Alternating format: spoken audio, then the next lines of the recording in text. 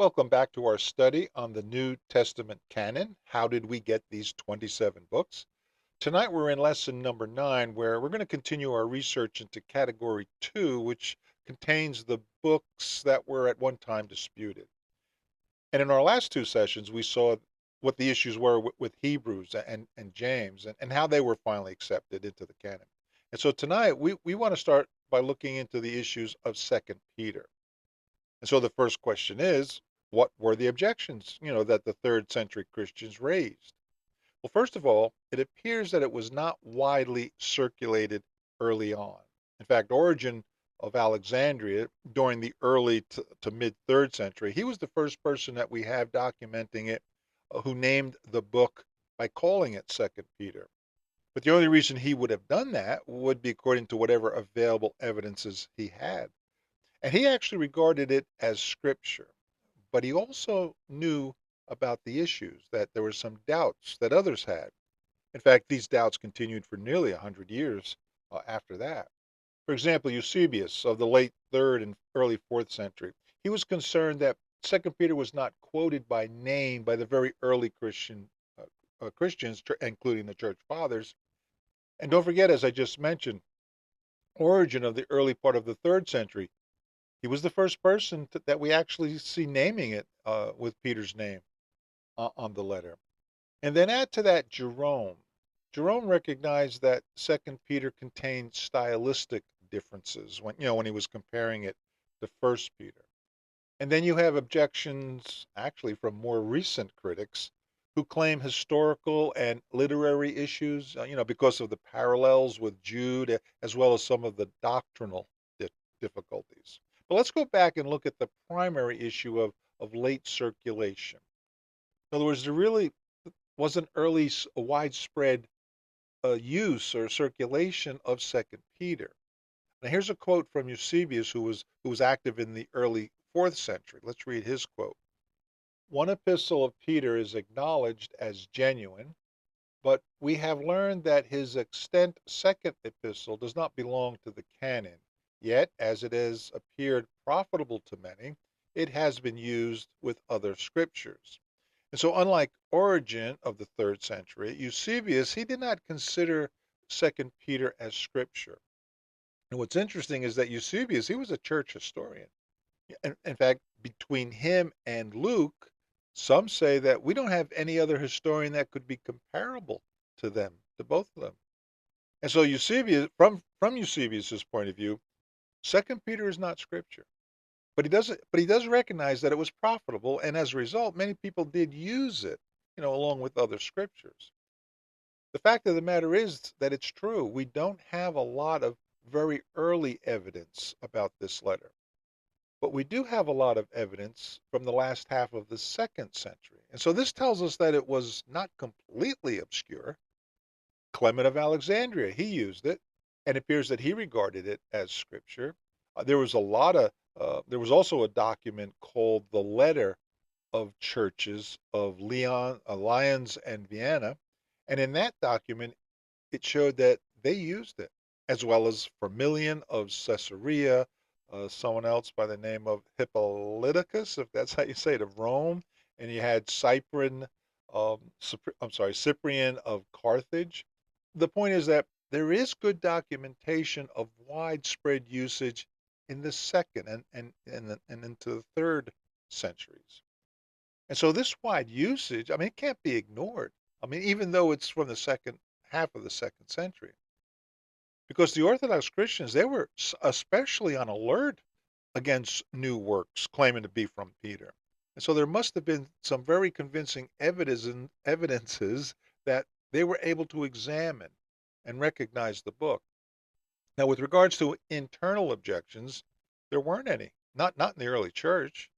Again, their only issue was the lack of historical evidence.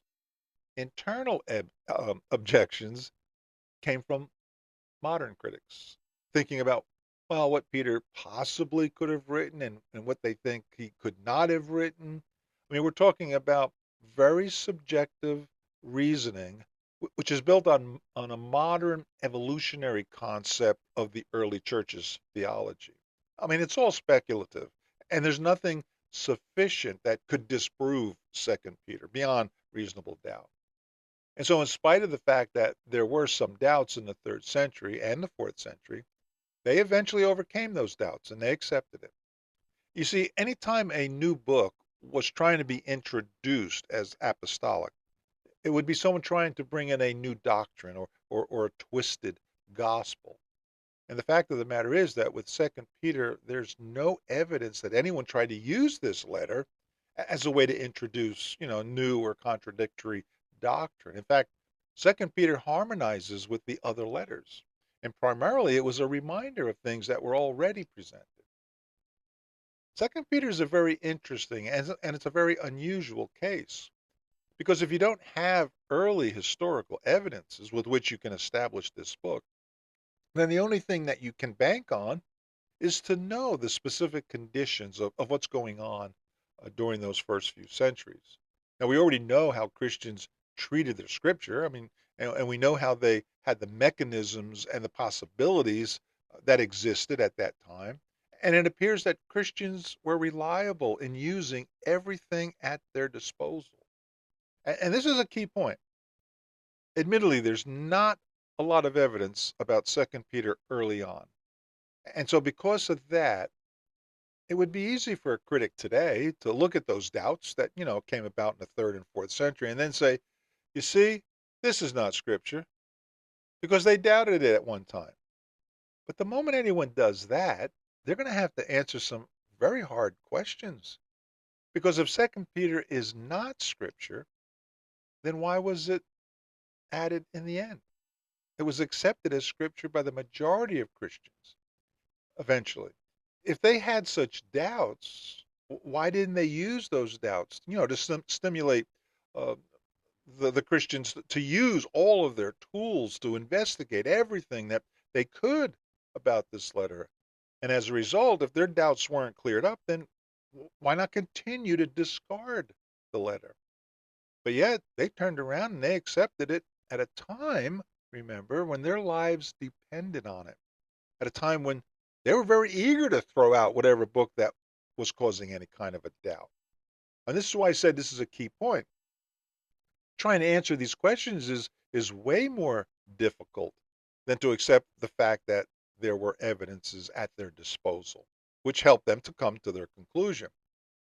The probability that this letter is apostolic is much higher. I mean, to accept Second Peter as genuine leaves you with a lot less questions to be explained than if you reject it. For example, were they subjective? In other words, did they have personal motivations to finally accept it? Could anybody have enforced their personal reasons over the entire Christian population at that time? Critics have no answers to these questions or questions like these. And so I can't find any strong reasons to discard Second Peter, even though there were very early historical evidences that may be weak. And so I have to go along with their final decision because who am I? I mean, I'm just learning how those early Christians made their decisions on other books. And who am I then today to disagree with that? Okay, so now let's look at Second and Third John. Now, Third John has less historical evidences than even Second Peter. But on the positive side, Third John is very close and it's connected to Second John. Third John is connected to Second John. I'm talking about with regard to internal evidences. And so it's obvious and recognized by everyone that the person who wrote Third John is the same person who wrote Second John. Therefore, since the evidences for Second John are very strong, they're quite substantial, whatever supports Second John automatically supports Third John, since it's the same person who wrote both letters. Now, besides the very solid evidences for Second John, there are many, many internal connections between both Second and Third John with First John. And First John was always accepted. It was never disputed among the Christians. Plus, Second and Third John has internal connections with the Gospel of John, which also was never disputed. Okay, so let's now look at some of those external evidences about these two short letters, 2nd and 3rd John. Irenaeus, now he was a student of Polycarp, and if you recall, if you remember, Polycarp was a student of the Apostle John. Irenaeus, Irenaeus definitely knew about 2nd John, and he regarded it as belonging to the apostle. In other words, not only was Irenaeus familiar with the letter, he claimed that John wrote it. And the church in Rome, they accepted 2nd John in their canon, which is called the Muratorian canon, which, by the way, is from the 2nd century. And then you have Clement of Alexandria, who knew about 2nd John. Origen, he knew about both 2nd and 3rd John. But Origen, who considered 2nd John to be inspired, he also mentions in his writings that he recognized not everyone admitted to their genuineness. Let's read a quote from Eusebius, who lived in the late 3rd century and last half of the first half of the 4th century. Here's this quote. Among the disputed writings, which are nevertheless recognized by many, are extant the so-called Epistle of James and that of Jude, also the 2nd Epistle of Peter, and those that are called the 2nd and 3rd of John, whether they belong to the evangelists or to another person of the same name.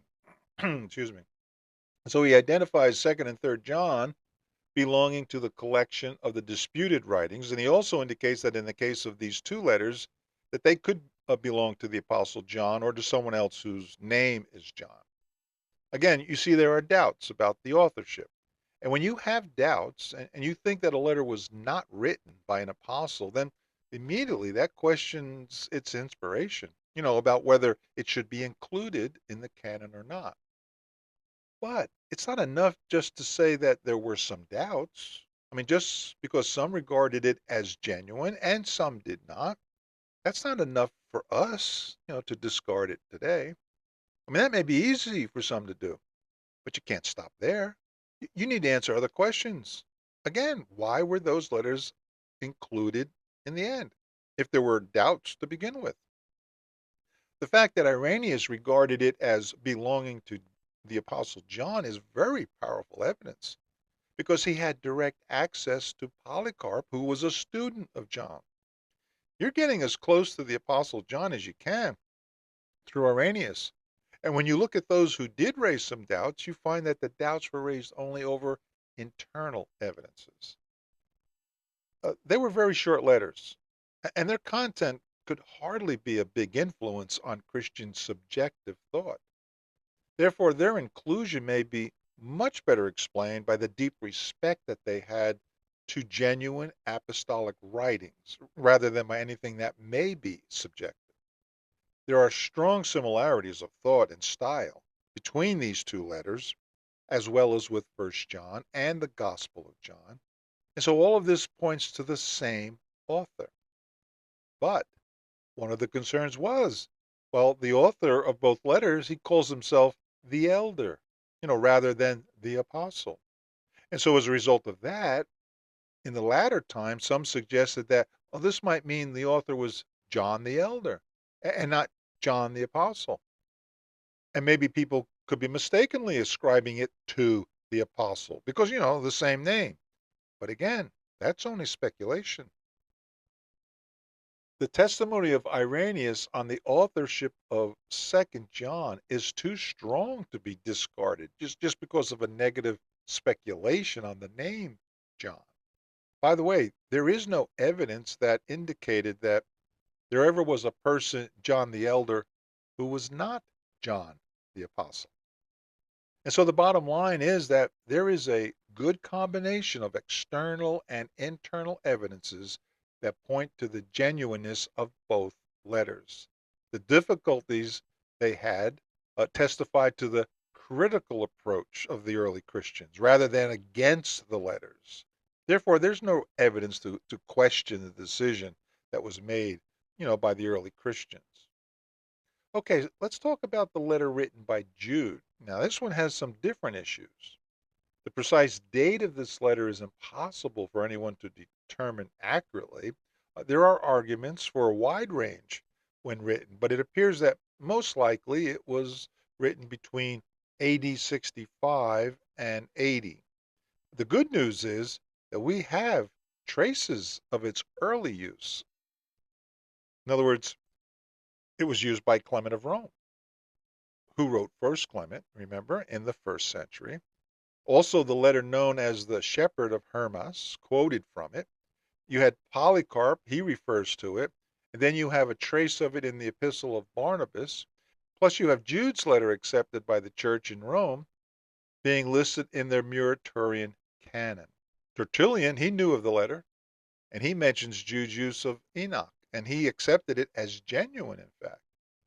Clement of Alexandria, he made a comment about the book. Origen, more active in the third century, he accepted it as authentic, but he did know about some doubts that others had concerning the letter.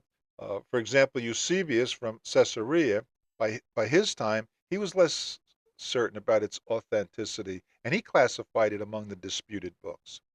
And just like other disputed books, Jude was not accepted into the Syriac canon until a late date, but not because of doubts.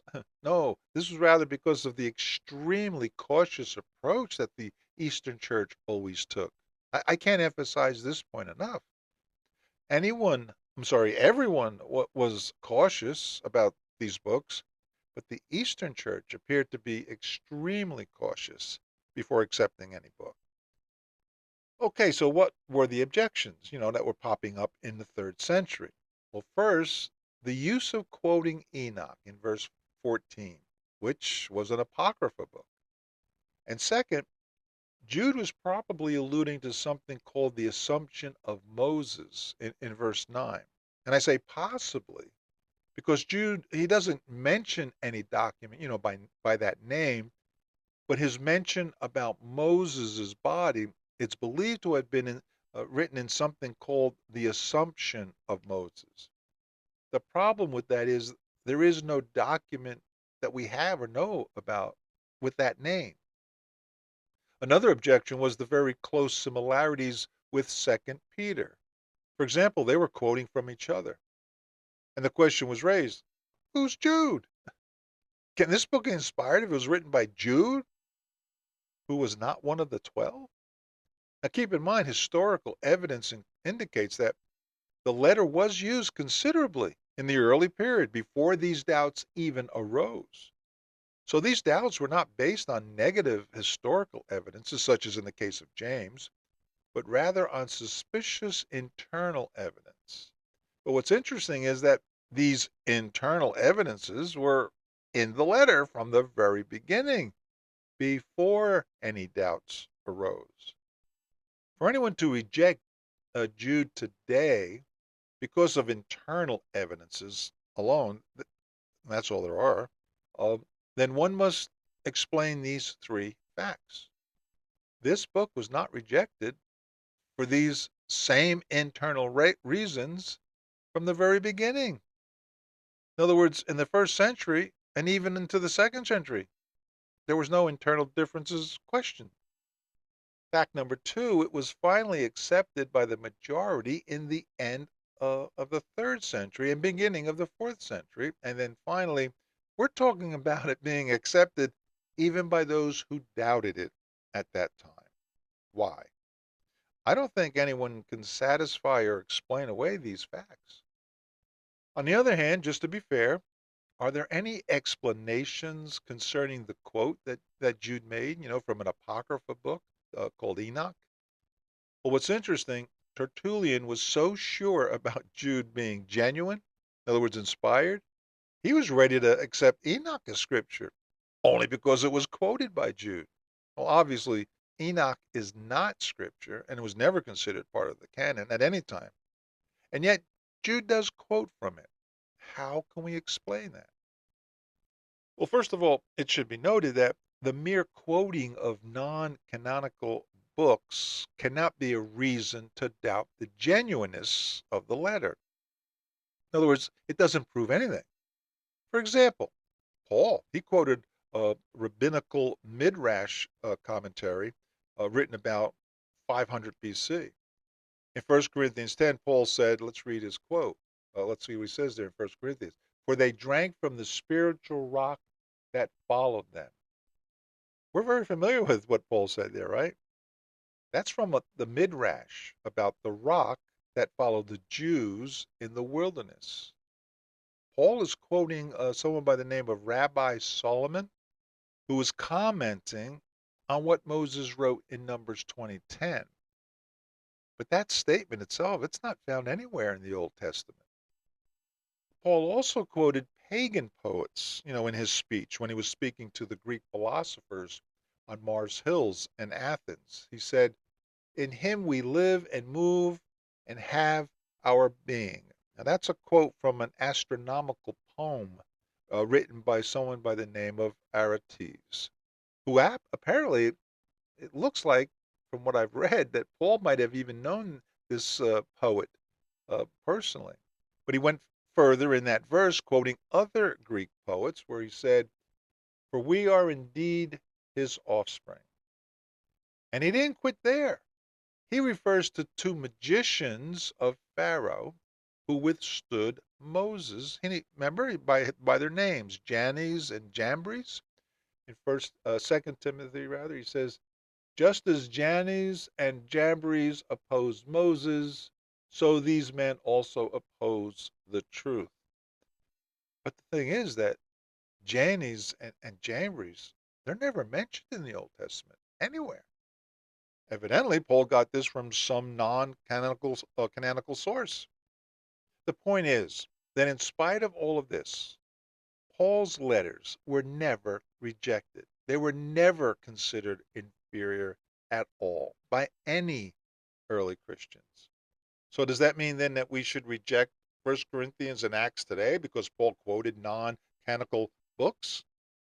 Or on the other hand, should we accept the Midrash as scripture because Paul mentioned it in his letters? No, of course not. Well, neither should Jude's letter be rejected just because he quotes from Enoch. But what about the issue of Jude being similar to Second Peter? I mean, if one of them is synonymous, in other words, we don't know really who wrote one of them, then would it be possible to account for the existence of either letter, both letters? Because if Second Peter is fake, then why would Jude quote it? Or why would the author of Second Peter mimic Jude, which had so little usage? On the other hand, if Jude is fake, why would it mimic Second Peter if it was just fake? And why would the author choose an unknown name such as Jude? Usually when an imposter wants to have his book accepted as genuine, he uses a famous name, a popular name. Jude was not a popular name at that time. Excuse me. These are only some of the questions and observations about Jude found in Donald Guthrie's book, yet I keep referring to. It's called the New Testament Introduction. In fact, there's so much to talk about this one. He devotes nearly 30 pages to Jude alone. The bottom line is this. Maybe we don't have as much evidence, concerning Jude as we would like. But what we do have is more than sufficient to recognize and accept the final decision made by the majority in the 4th century. Okay, so let's save the book of Revelation, which is the last one of the 7 that was rejected. Let's save that for our next session, which will be lesson number 10. So I want to thank you again for joining me tonight, and I look forward to our next time together when we do lesson number 10.